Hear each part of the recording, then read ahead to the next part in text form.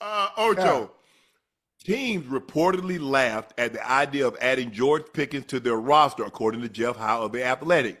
These were Jeff words exactly. Word leaked during the draft that Pickens was available if anyone wanted him. Some teams polled by The Athletic at the time laughed at the idea of inviting Pickens into their locker room for any price, let alone a second-day draft pick. There wasn't a lot of interest in talking with the Steelers about a trade. Hence, this is why the trade happened after the draft. Nobody was interested. Now, I also would love to hear the teams that weren't interested. And the team that did laugh or had something to say slick about it. Now, I know the issues that he had on field, but let's talk about what he does on the field. I know we've had small instances of him where he's loafed, where he hasn't blocked, being lazy on, Hadn't run hard. not running hard. Now, let's talk about the times and when he does play hard and what he can do for you when he gets the ball in his hands. There's a bunch of teams that could actually use that. A bunch of teams that can actually use that, who don't have anybody. Ocho, you do realize his job is to play hard all the time. I understand that, but can I tell you something too? Every receiver doesn't play hard all the time.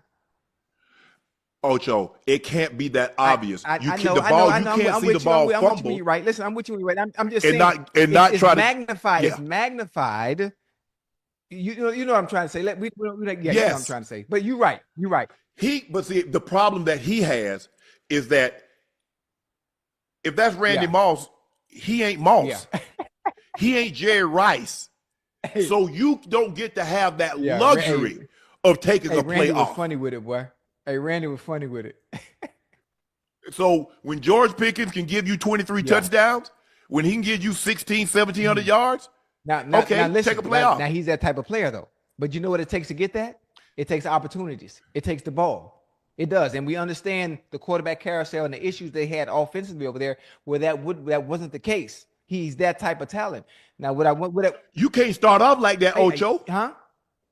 You can't start off like that. You can't be like that your first couple of years. You got to get some seniority under your belt. Right.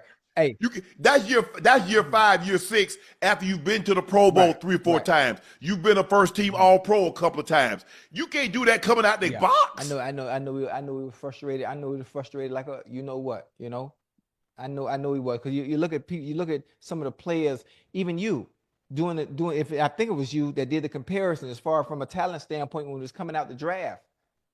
I mean, dude, immensely talented. There's just another side that once we fix that up, he matures a little bit, he's going to be all right. Listen, after that conversation I had with him, he's going to be all right. He's not going to have no issues in Dallas. Because listen, my back against the wall now. You're seeing all the young bulls get paid. They making big money. You need to be a $30, $35 million receiver. You can be that if you show this year in Dallas. The world is watching now. You on the biggest stage, baby. You on the biggest stage. Just go out there, do what you need to do, handle your business, and get your bag in the offseason. Most receiving yards in the Steelers drafted in the last 20 years. Antonio Brown was a 6th-round draft pick in 2010. He averaged 86.2 yards with the Steelers. He averaged 67.8 with 2 teams after that. Mike Wallace was a round 3 pick in 2009. 64 yards with the Steelers, less than 50 with 4 teams after that. Santonio Holmes, 64 yards with the Steelers, round 1 selection in 2006, 42 yards with 2 teams after he left. Juju, 61 yards with the Steelers, 35 yards, 2 teams after he left the Steelers. George Pickens, round 2, 2022, 59 yards. We'll see what he averaged. Deontay Johnson, 2019, a round 3 selection, 57 yards, 31.3, 3 teams after. Sometimes the grass ain't always greener. Now, the Steelers don't have – the one thing we know about the Steelers, though, Ocho, they ain't got no problem moving on from a receiver. They don't. After they get what they want to out of them. They get a whole lot of production out of the one they move on from first now. You think about it. Think about who – Swan, Stallworth, and Hines Ward. All the other receivers been Louis Lips left, Yancey Pigpen left. Yeah, think about it, Ocho. All the other ones left. Yeah. Plex.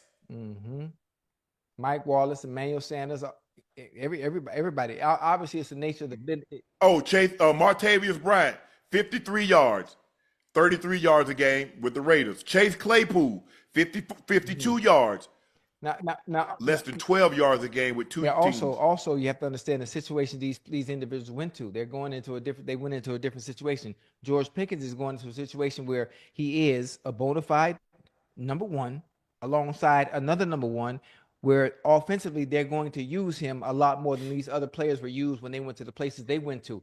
Again, and he's also and I mean no disrespect, I got to say that, he's a much better talent in receiver than everybody else you just named too, outside of the Antonio Browns.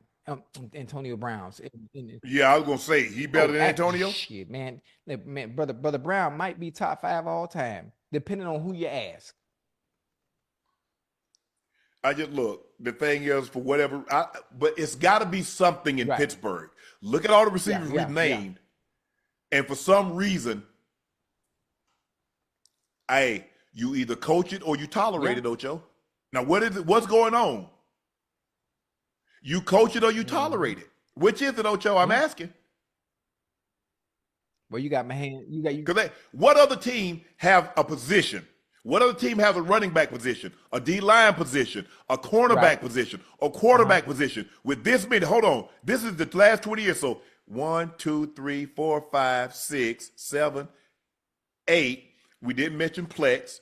We didn't mention Emmanuel Sanders. So that's 10 receivers in the last 2 decades. What's going on? I don't know. Listen, if we go down to other 31 teams, it'll probably be the same goddamn thing. So we got 10 players at one position that the team has gotten rid of. Oh, but it's the nature of the business. It's the nature of the business too now. Come on now. No, it's not, Ocho. So? Don't do that. Name the team. Oh, I don't have it in front of me. I'm just saying. No, you ain't got to have it in front of you. You, off the top of your head, name 10 players that play a position for any team that's had these kind of issues, what the Steelers had with wide receivers. Oh, shoot. None.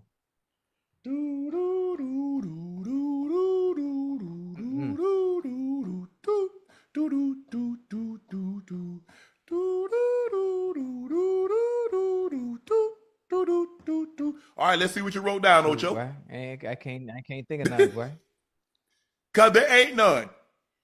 You're not naming 10 players for one team at one position. I ain't talking about getting rid of somebody from, okay, we got rid of wide receiver, we got rid of a tight end, we got rid of a DB, this is all one position, Ocho. Yeah, you're right. Well, maybe they just have they got bad luck over there. You coach it or you condone it? A little bit of both, depending on how good he is. Okay.